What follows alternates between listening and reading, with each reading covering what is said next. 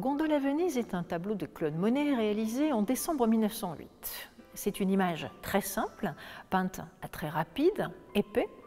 Une gondole est amarrée, vue depuis la surface de l'eau, de biais, en léger raccourci. Les tons verts, bleus et violets contrastent avec le fond de la toile laissé en réserve, ce qui suggère la brume, le brouillard, avec une étonnante économie de moyens. Dans cet environnement cotonneux qui dilue les formes, 4 ou 5 pieux d'amarrage constituent de puissantes lignes de force verticale, tandis que la gondole et son reflet forment une image mouvante et brouillée, faite de courbes et de contre-courbes. Alors vous vous posez sûrement la question, est-ce que c'est là une œuvre achevée? En 1908, Claude Monet a 68 ans. Il a accepté une invitation à Venise et s'est décidé un peu à contre-cœur à abandonner le bassin et les nymphéas de Giverny qui l'accaparent entièrement depuis 4 ans. Il est fasciné par la ville et sa lumière. Il peint 29 tableaux en plein air, non pas des séries comme les meules ou les cathédrales, mais une sorte de suite vénitienne consacrée surtout au palais du Grand Canal et à l'île San Giorgio.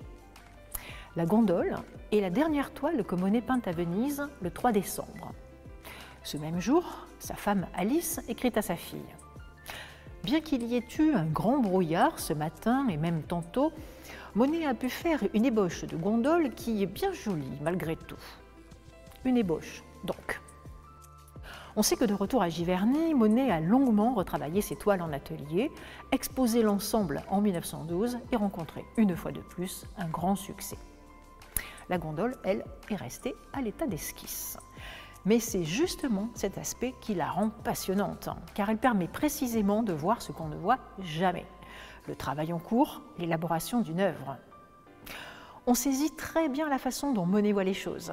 On perçoit l'énergie de la prise de notes, les coups de pinceau rapides, spontanés, comme jetés sur la toile. Tous les détails sont éliminés pour se concentrer sur l'essentiel. Les mouvements de l'eau, le clapotement, les pieux, et la présence quasi fantomatique de l'embarcation, seuls éléments tangibles dans la brume. Offerte à Clemenceau, ami intime de Monet, qui la lèguera en 1930 au Musée des Beaux-Arts de Nantes, la gondole est une image paradoxale. Venise n'apparaît nulle part, mais elle est entièrement résumée dans cette embarcation légère, offrant un extraordinaire condensé à la fois de la cité lagunaire et de l'art de Monet.